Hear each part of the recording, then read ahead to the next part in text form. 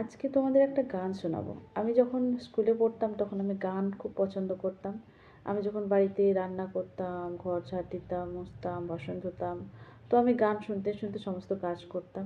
গান করতে পছন্দ করি, আবার একটু নাচও পছন্দ করতাম। তো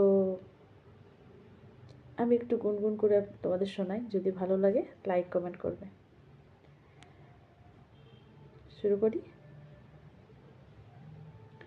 লক্ষ্মীটি দোহাই তোমার আঁচল টেনে ধরো না, লোকে দেখে বলবে কি দুষ্টুমি আর করো না, করো না। লক্ষ্মীটি দোহাই তোমার আঁচল টেনে ধরো না, লোকে দেখে বলবে কি দুষ্টুমি আর করো না।